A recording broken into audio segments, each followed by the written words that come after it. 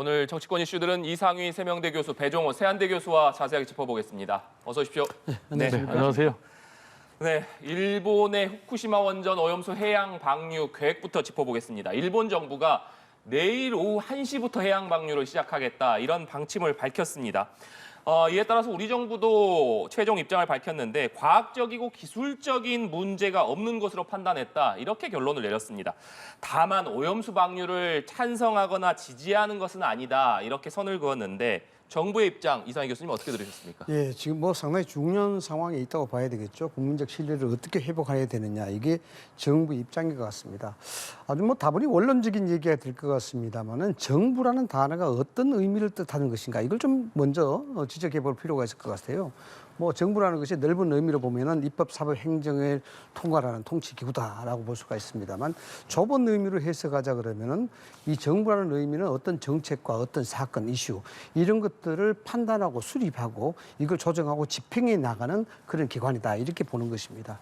그래서 우리가 흔히 이야기하는 깃발 효과라는 것이 뭐 소위 말해서 플러그 임팩트라고 이야기합니다만, 국가적으로 중대한 사건이나 국가적으로 중대한 환경에 직면해 있을 때는 그 깃발 아래 모인다는 것입니다. 이것이 좀 부정적인 의미로 해석이 되기도 하고 긍정적인 의미로 해석이 되는데, 이것은 어떤 의미냐 그러면은 이런 어떤 국가적인 중대한 사안에 비쳤을 때는 실질적으로 누구를 믿어야 될 것이냐, 이런 부분이 있습니다.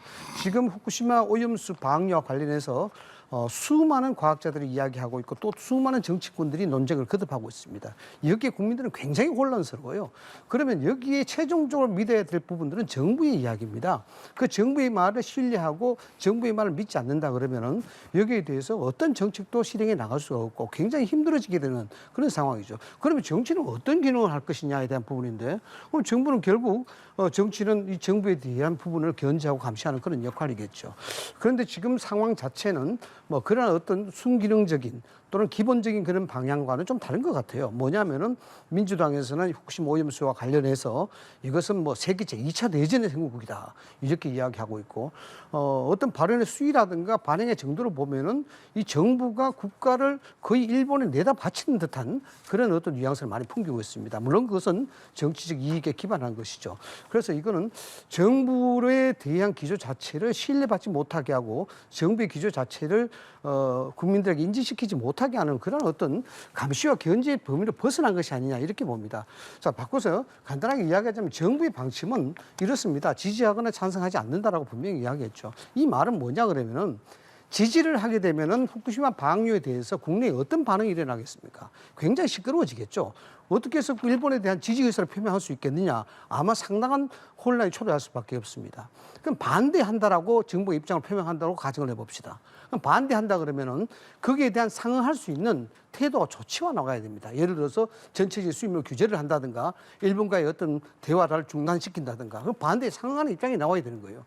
그렇게 되면은 지금까지 해왔던 어떤 일본과의 관계와 미국과의 관계, 한미일의 어떤 각 공동 보조의 관계, 이런 부분들은 원점에서 회개해야 되는 그런 상황이 되는데, 그게 과연 국익에 도움이 될 것인가, 이런 부분입니다. 지금 정부가 이야기했지 않습니까? 방류 계획을 보니까 안전성과 신뢰성이 문제가 없더라라는 거. 그다음에 장기간 일본과 직접 소통했다. 그런데 보니까 과학적으로 또는 기술적으로 오류가 없더라. 그리고 세 번째는 조금이라도 이상이 있으면 방류하는 시스템을 구축하겠다, 중지하는. 그래서 조금 전에도 오전에도 그렇게 기자회견을 했지 않습니까? 국무조정실에서 구체적 방안으로 한라인도 구성을 하고 또 실시간 단위, 1시간 단위로 해서 홈페이지 한국어로 여기에 대한 어떤 상황 자체를 일일이 다 이야기하겠다, 이런 겁니다.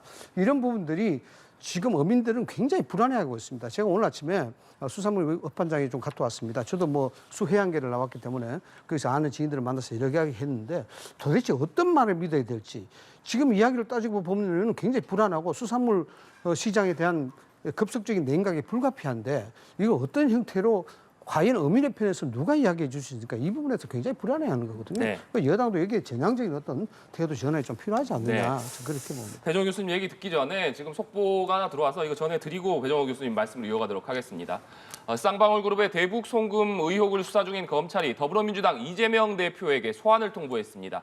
수원지검은 이 대표에게 피의자 조사에 출석하라고 통보하고 구체적인 시기를 조율 중인 것으로 전해졌습니다. 이 대표는 다음 주 중 검찰에 출석할 전망입니다. 이 대표가 검찰에 출석할 경우 민주당 대표 취임 이후 5번째 검찰 조사를 받게 됩니다. 앞서 검찰은 이 대표를 대북 송금 의혹과 관련해서 불구속 입건하고 이 대표에게 제3자 뇌물 혐의를 적용한 바 있습니다. 네, 저희가 이 내용과 관련해서는 잠시 후에 대담해서 더욱 자세히 짚어보도록 하고 배정훈 교수님, 일본의 오염수 방류와 관련된 정부의 입장에 대한 말씀해 주시죠. 일단 우리 교수님께서 우리 어민들이 굉장히 불안해한다 이렇게 말씀하셨는데요. 우리 어민들이 불안해한 이유는 뭐죠? 일본이 후쿠시마 핵 오염수를 방류하겠다고 결정을 하니까 불안하는 것 아니겠습니까? 그렇다면 우리 정부 입장에서는 당연히 여기에 대해서 강력하게 반대의 입장을 표명을 해야 되는 거예요. 그런데 사실상 지금까지 윤석열 대통령 포함해서 우리 정부가 용인하는 그런 입장을 계속 하다 보니까 이제 방류가 기정사실화되는 그런 상황. 그래서 원인 제공은 일단 일본 정부다. 그리고 이걸 수수방관만 하고 있는 우리 정부 책임을 면할 수 없다라는 얘기를 먼저 말씀드리고 싶고요.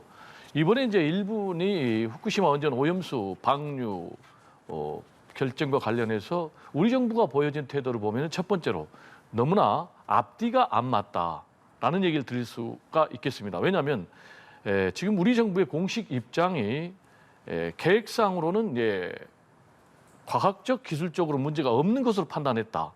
일본의 후쿠시마 원전 오염수 방류가. 그런데 그 다음에 나온 멘트가 뭐냐면은 그렇지만 방류를 찬성한 것은 아니다. 이게 무슨 말이죠? 과학적 기술적으로 문제가 전혀 없는데 왜 또 방류를 찬성하는 것은 아니다라는 입장을 보이는 거죠. 이 얘기는 뭐겠습니까? 결국 방류에 대해서 우리 국민의 80%가 반대하니까 사실상 찬성하면서 그러면서 또 찬성은 아니다라는 앞뒤가 안 맞는 그런 이제 입장을 밝힌 것이죠. 이런 정부의 입장은 한마디로 국민을 우롱하는 것이다. 더 나아가서 국민을 희롱하는 것이다. 우리 국민들이 바보가 아니지 않습니까? 그래서 정말 우리 정부는 앞뒤가 맞지 않는 그런 정부가 아닌가라는 생각이 들고요. 두 번째로는 너무나 비겁하다라는 말씀 좀 드리고 싶어요. 왜냐하면 국민의 생명과 안전 직결되는 그런 문제 아니겠습니까? 굉장히 중요한 문제입니다. 그러면은 이런 문제는 윤석열 대통령이 직접 국민들에게 밝혀야 되는 거예요. 과정도 밝히고 경위도 밝히고 입장도 밝혀야 되는데 장관도 빠지고 총리도 빠지고 국무조정실에 차관이 나와서 입장을 밝혔단 말이에요. 그러면은 이태원 지하 참사가 일어나도 그렇고 오송 지하 참사가 일어나도 그렇고 다 그러면은 어디로 가버리고 결국은 결정적일 때는 밑에 사람들만 나서서 책임지는 이런 상황에 대해서 과연 국민들이 이 정부에 대해서 정상적인 정부다라고 평가를 할지 좀 의문이고요. 가장 중요한 것은 지금 과연 우리 대통령, 우리 정부가 대한민국의 국민의 생명과 안전을 위한 정부냐 아니면 일본의 국익을 위한 그런 정부냐라는 부분이 계속 헷갈린다는 것입니다. 구체적으로 얘기하면 일본에서 후쿠시마 오염수를 방류를 하면은 우리 대한민국이 얻는 국익은 뭐죠? 일본의 국익은 이익이 있는 거죠. 그리고 우리 국민들이 얻는 이익은 뭐죠? 아무런 이익은 없고 지금 피해만 있는데 왜 우리 대통령, 우리 정부는 사실상 앞장서서 이걸 찬성하는 것인지 여기에 대해서 아무런 안전에 문제가 없다라는 것을 지금 윤석열 대통령실에서 돈을 들여서 홍보 동영상까지 만들어서 하고 있는지 이런 부분에 대해서 굉장히 국민들은 분노하고 있다. 저는 이렇게 생각이 됩니다. 네. 정부의 입장이 좀 앞뒤가 맞지 않는 것 아니냐 이런 말씀해 주셨는데 여기에 대해서 어떻게 생각하시는지 궁금하고 예. 어제 또 정부가 여러 가지 대응책을 발표하지 않았습니까? 뭐 대표적으로 IAEA 현장 사무소에 정기적으로 방문하고 뭐 최신 정보를 제공받는다든지 일본 정부가 1시간 단위로 실시간으로 데이터를 올리고 이것을 한국어로 제공하겠다든지 이런 여러 가지 대책들을 정부가 발표를 했었는데 이 부분은 어떻게 보셨는지도 궁금하네요. 우선 말씀하셨던 대로 참 비겁하다는 말씀하셨는데 굉장히 좀 자극적인 얘기라서 윤석열 대통령이 왜 뒤로 빠지고 국무조정실에서 이에 대한 부분의 입장을 밝혀야 되냐 이 부분은 간단합니다. 대통령이 이 문제에서 직접적 언급한다 그러면은 상당히 외교적 문제가 발전된 가능성입니다. 이 문제는 지금 외교적 문제를 풀려는 것이 아니고 국가적 그 실익적 관점에서 지금 풀려고 하는 그런 의도가 분명히 있습니다. 그렇기 때문에 대통령이 나선다든가 그 이상의 범위에서 이 얘기가 거론이 된다 그러면은 이 방향 자체가 상당한 다른 방향으로 번질 수가 있다라는 그런 점을 말씀을 좀 드리는 것이고요. 그다음에 구체적인 어떤 실행 방안에 대해서 방금 앵커께서 지적하셨듯이 이야기했습니다. 1시간 단위로 한국어로 홈페이지에 기재를 해서 이야기하겠다. 그리고 적극적인 문제가 있으면은 여기에 밸브를 잠글 수 있는 시스템도 만들겠다. 최대한 한국이라든가 다른 국가들의 국민의 안전에 대해서 장치할 수 있는 시스템을 만들겠다. 그걸 우리 한국이 전문가들이 가서 상시적으로 상주를 하든가 아니면 정기적으로 상주를 하든가 이런 데 대해서 직접적으로 관리를 하겠다. 이런 얘기입니다.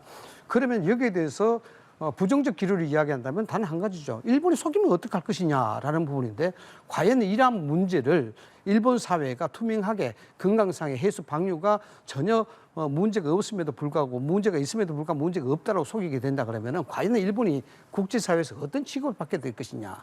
그래서 이것은 따져보면은 일본이 이것을 어떤 편법이라든가 또는 속임수로 이건 속일 수가 없다라는 것입니다. 그래서 이 부분에 과학적이고 안전적인 실용적인 그런 검증을 통해서 시스템을 확보한다 그러면은 여기에 대해서 한국이 전문가 참석하고 거기에 따라서 이 방류를 한다 그러면은 이해하겠다라는 겁니다. 찬성하겠다는 것이지 아니죠. 다시 한번 말씀을 드립니다만은 대한민국 정부가 이 해양 오염수 방류에 대해서 지지하거나 찬성한다, 반대하거나 이런 얘기를 표현을 하지 못합니다. 이건 한계가 있습니다. 그건 왜냐 그러면은 IAEA, 즉 국제원자력 기구의 정당성의 원칙에 따라서 해양 오염수 방출에 대한 주관적 책임과 판단은 어디에 있느냐? 대한민국에 있는 게 아닙니다. 일본에 있습니다.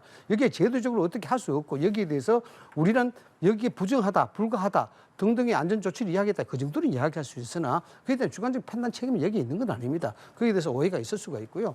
그래서 문제가 있게 되면은 여기에 대해서 우리가 과학적 실용적인 부분들을 담보한다면은 이해한다라는 그런 분위기를 해석할 수 있고 찬성과 반대한다 그러면 아까도 말씀드렸다시피 여기에 상응할 수 있는 국가적 태도가 따라줘야 되는 것입니다.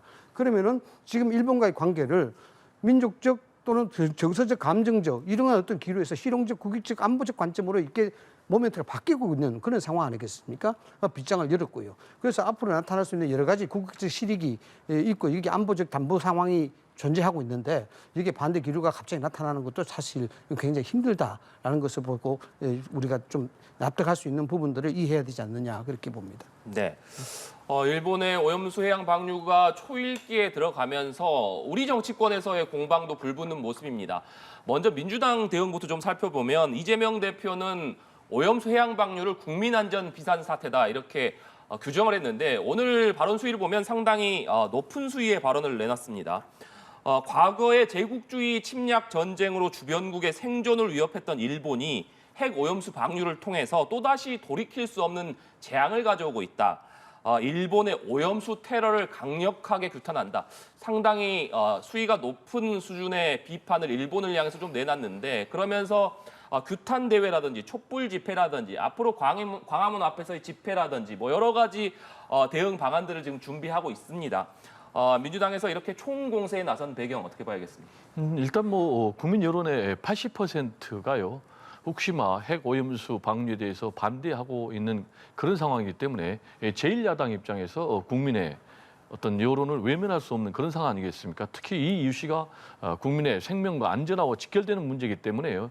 제1야당도 물러설 수 없는 상황. 그래서 결사 저지를 위한 행동에 들어갈 수밖에 없고 오늘 이제 저녁에 촛불 시위하고 그리고 또 광화문으로까지 이제 나가겠다고 하는 것 보니까 이제 장외투쟁까지 불사하겠다는 것이고 지금 또 민주당 일각에서는 윤석열 대통령 탄핵 얘기까지 나오고 있는 상황이에요. 그래서 이제 일본의 후쿠시마 오염수 방류가 본격적으로 시작이 되면 이 문제가 지금 국내에 가장 첨예한 대립 이슈로 될 수밖에 없고 그렇게 되면 또 국내 전국이 그렇지 않아도 얼어붙었는데 더 얼어붙게 되지 않을까 우려가 되는 그런 상황인데 지금 이제 이렇게 된 데는 결정적으로 우리 정부가 제가 볼 때는 첫 단추를 좀 잘못 깼다고 봅니다. 지금 이제 일본이 후쿠시마 오염수를 방류하면은 일본의 앞바다에 뿌리는 것이 아니라 사실상 또 우리의 바다에 뿌리는 것이라고 볼 수밖에 없거든요. 같이 우리가 바다를 사이에 두고 있는 그런 인접 국가 아니겠습니까? 그렇다면은 검증 과정에 당연히 우리 대한민국이 참여를 해야 되는데 지금 이 대한민국이 검증 과정에 완전히 빠졌다는 게 첫 번째 문제고요. 두 번째 지금 알프스가 지금 다액정 제거 설비 이 기구인데 이 지금 알프스의 성능 검사 자체를 지금 IAEA도 지금 하지 않았다는 건 아니겠습니까? 그렇다면 아무리 실시간 모니터링 한다 해도 그게 무슨 의미가 있겠습니까?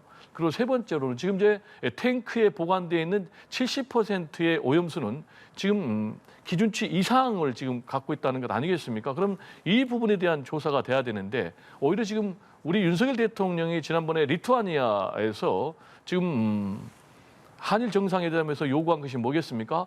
우리 대한민국 전문가가 후쿠시마 원전에 상주하면서 체크하도록 요구를 했는데 이 부분에 대해서 일본이 오히려 방문으로 해버렸단 말이에요. 그런데 여기에 대해서 우리 정부는 그것도 감사하다라는 이제 그런 입장을 보이니까 지금 이 부분에 대해서 우리 국민들의 80%가 반대하고 있는 것뿐만이 아니라 일본 국내 여론도 굉장히 좋지 않습니다.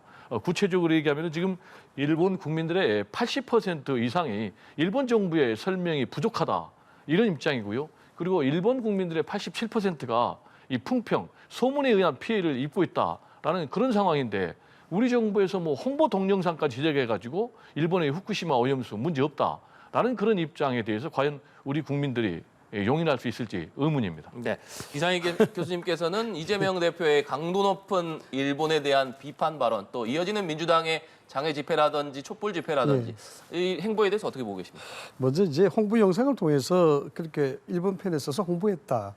글쎄요, 과연 일본 편에 써서 홍보 영상을 제작했을까요? 말씀을 드립니다만 국정에 참여한 경험으로 이야기할 때 홍보 영상을 제작하는 것은 오해와 편견을 불식시키기 위한 수단으로 홍보 영상을 합니다. 야권의 주장대로 이야기한다 그러면은 매국적 정권이 되기 때문에 그것이 아니다라는 부분들을 홍보하기 위해서는 적극적으로 제도권 내에서 홍보 영상을 제작해서 제작을 해서 국민들에게 알려야 되는 것이죠. 그게 정부해야 될 일입니다. 그래서 이걸 뭐 일본 편에 써서 홍보 영상을 제작했다. 이건 잘 아닌 것 같고요. 이재명 대표가 사실상 쓸 수 있는 레토릭은 최극단으로 썼죠. 제2차 세계대전과도 같다라고 이야기했습니다. 이거 굉장히 자극적인 얘기죠. 사실 이런 논리에 대한 토론 자체는 여기에 대한 과학적 전문 지식이 가진 사람들이 하는 게 맞습니다. 그래서 이제 패널들이 나와서 어떤 진영 간의 얘기를 하자면은 그것이 좀 객관적이지 않을 수밖에 없는데 이건 결국 정치적으로 해석할 수밖에 없지 않습니까? 결국 국내 혼란을 외부로 돌리기 위해서는 전쟁을 필요로 한다라는 어떤 그런 이치가 있듯이 똑같은 원리죠. 지금 이재명 대표가 사법 리스크에 대해서 검찰 소환을 앞두고 있고 여기 구속영장 청구 등등 민주당 내부의 갈등 상황이 계속되고 정치 위기 상황도 계속이 되고 있습니다. 더군다나 총선을 앞두고 있습니다.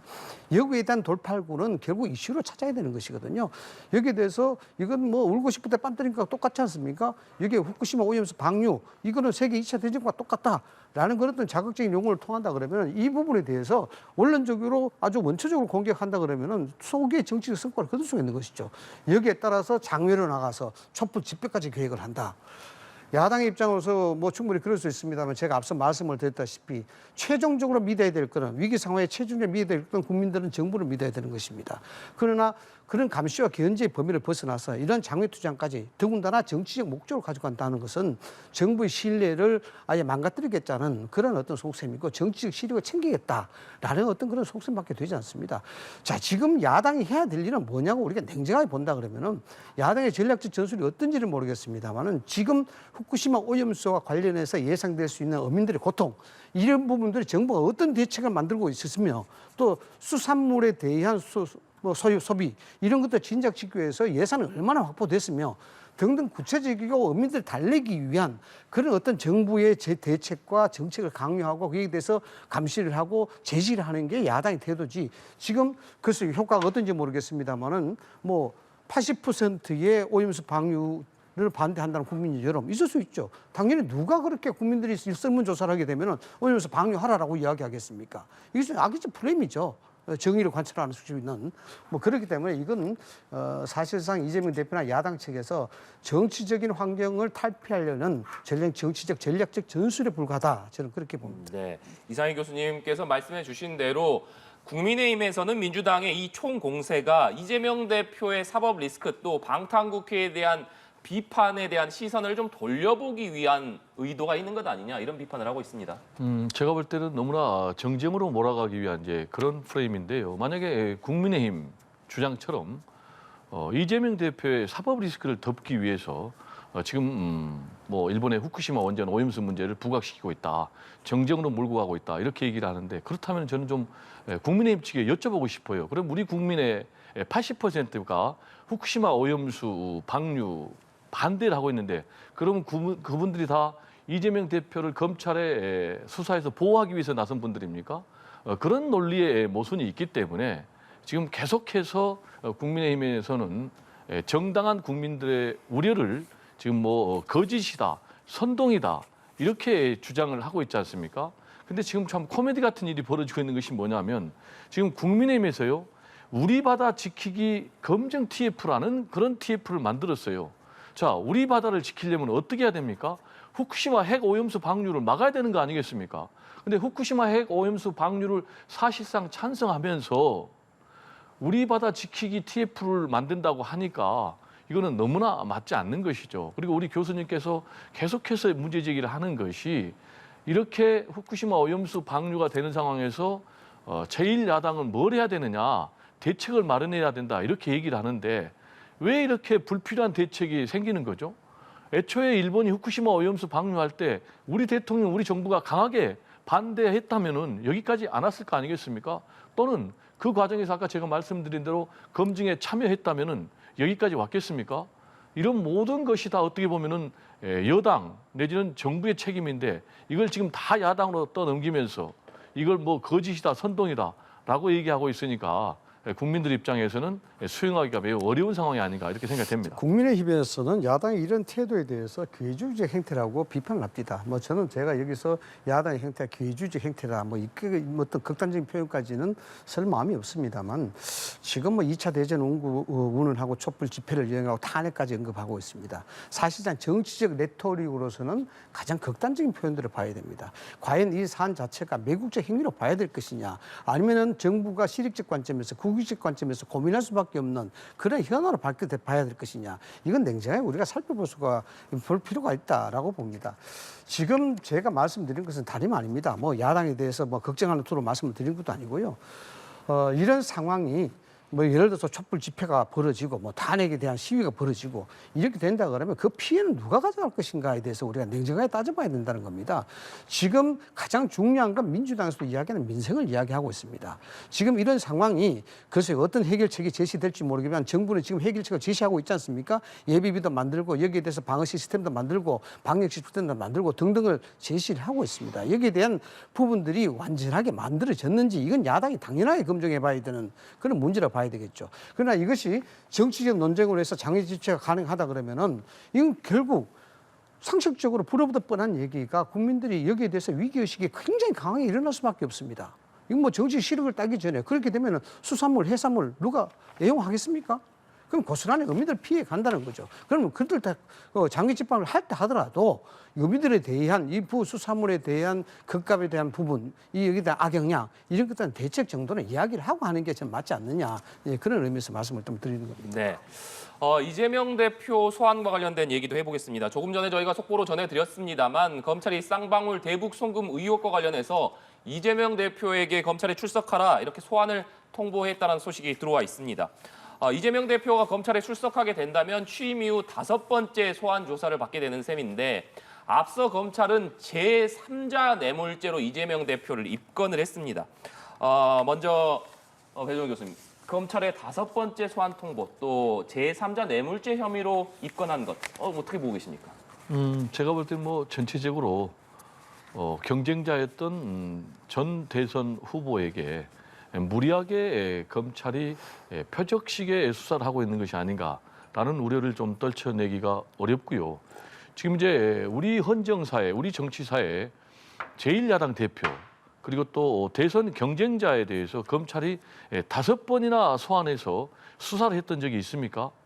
이렇게 우리 정치사회에 찾아보기 어려운 이런 현상에 대해서 과연 정상적인 검찰의 수사다 이렇게 생각을 할 국민들이 얼마나 될지 좀 의문이고요. 지금 검찰 같은 경우는 쌍방울 김성태 전 회장과 관련해서 지금 1년 정도 지나가지고 갑자기 이재명 대표에 대해서 피의자로 입건해가지고 소환 전격적으로 지금 요구를 한 그런 상황이란 말이에요. 그러면 지금까지 과연 검찰은 뭐 했는가라는 그런 생각. 그래서 아까 말씀드린 대로 지금 정치 수사 그런 상황으로 가고 있는 거 아닌가라는 이제 우려를 얘기를 하고 싶고요.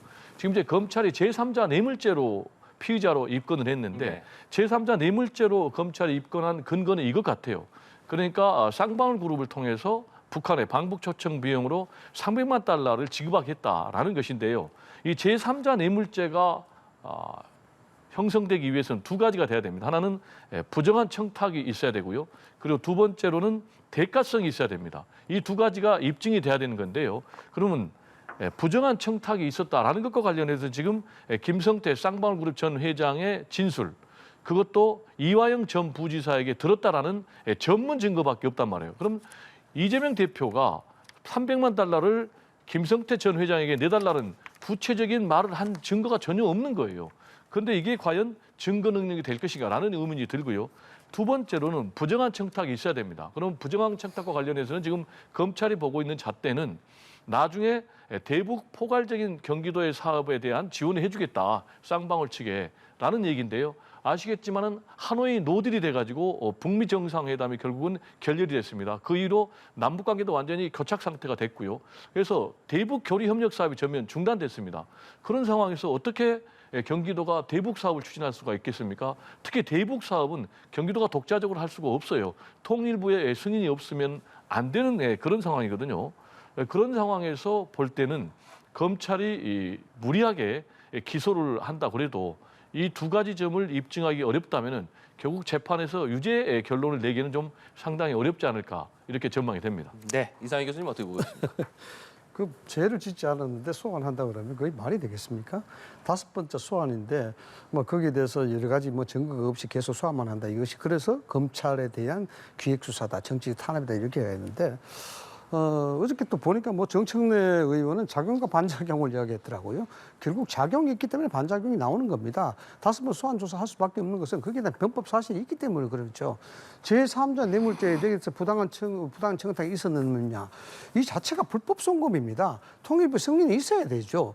통일부 승인이 없이 여기에 800만 달러라는 돈이 왔다 갔다 했으니까 불법적 송금이라고 이야기하고 여기에 이것을 범죄적 사실로 이야기하는 겁니다. 그런데 여기에 대해서 어떤 증거로 이야기하느냐. 여기에 이화영 지사가 중간에 부지사 중간에 있습니다만은 거기에 대해서 가장 그 3인 중에 하나의 그 시발점인 김성태 전 삼방그룹 회장이 여기에 대해서 어느 정도 시인하는 그런 발언을 했지 않습니까? 그래서 여기에 대한 구체성과 상당성의 심리성이 있다는 겁니다. 거기에 대한 소환 조사를 하는 것이죠. 법 위에 사람 없고 법 밑에 사람 없습니다. 이재명 대표라 해서 여기에 외의 범주에 벗어나는 그런 인물은 아니죠. 그래서 그럼 지금까지 1년 동안 계속해서 검찰의 소환 조사를 받고 이런 것들은 혐의가 없기 때문에 그럼 정치적으로 이익을 주기 위해서 국민의힘에 이익을 주기 위해서 그러겠다. 이거는 어불성설 아니겠습니까? 이 범죄에 대한 부분들의 시발과 그 단초는 국민의힘의 보수 진영이 아니고 진보 진영에서 나온 겁니다. 다시 한번 상기시켜 드립니다만은 민주당의 당내 경선에서부터 이건 불거진 사건들이에요. 그래서 이것이 검찰에 인지가 돼 있는 것이고 이걸 그냥 넘어간다면 국민이 용납하겠습니까? 그런데 왜 이렇게 그냥 구속시키지 않고 이렇게 하느냐? 검찰이 여기에 대해서 시기적으로 조절하고 정치적 이익을 주기 위해서 관리를 한 것이 아니라 여기에 대해서 증거에 대한 부분들을 부인하고 등등에 대해서 여기에 대해서 지연절차를 쓰는 것은 민주당 이재명 대표죠. 그래서 지금까지 진행해왔고 여기에 대북 송금은 어느 정도 상당한 어떤 정보적인 구체적인 신뢰성이 있고 정밀성이 있으니까 여기에 대해서 이제 소환 조사를 벌이게 되는 것 아니겠습니까? 이건 당연히 뭐 범죄적 혐의가 있기 때문에 그런 건데 이걸 굳이 지금 시대가 어떤 때인데 이걸 뭐 정치적 탄압이다, 정치적 수사다. 이 역사적 책임을 누가 지려고 이럽니까? 그건 말도 안 되는 얘기죠. 예. 네. 자, 이건 굉장히 중요한 팩트인데요. 이번에 대북 송금 제3자 뇌물죄 입건과 관련해서도요. 이재명 대표가 쌍방울 측으로부터 단돈 한 푼도 받았다라는 증거가 전혀 없습니다. 검찰이 그거를 뭐 제시를 못하고 있고요. 그리고 지금 성남FC 후원금과 관련해서도 제3자 뇌물죄로 엮었거든요. 그런데 이것과 관련해서도 이재명 대표가 단돈 한 푼도 받았다라는 증거를 내놓은 적이 없습니다. 그리고 대장동 사건과 관련해서도 지금 이재명 대표가 단돈 한 푼도 받았다라는 직접적인 증거를 검찰이 수사 결과 밝혀내지 못하고 있거든요. 그러다 보니까 지금 이번에도 제3자 뇌물죄로 결국은 지금 이제 피의자로 입건해서 소환 조사까지 하고 있는데 뭐 최종적으로 재판의 결과가 진실을 말해주겠죠. 네. 단 한 푼도 받지 않았다. 그럴 수도 있겠죠. 아니 받았지 않았다고 주장하는 게 아니고 검찰의 거죠. 수사 팩트입니다. 이거는. 그게 뭐냐 그러면 저 다른 말로 팩트를 얘기하는 표현하자 그러면 팩트도 맞을 수는 있겠죠. 이걸 왜 그렇게 이야기하냐 그러면은 나는 공익을 위해서 일했었지 사기를 취하지 않았다라는 겁니다. 이게 대자보가 있죠. 박근혜 전 대통령의 구속 당시에 박근혜 전 대통령이 이야기한 내용입니다. 예. 네, 알겠습니다.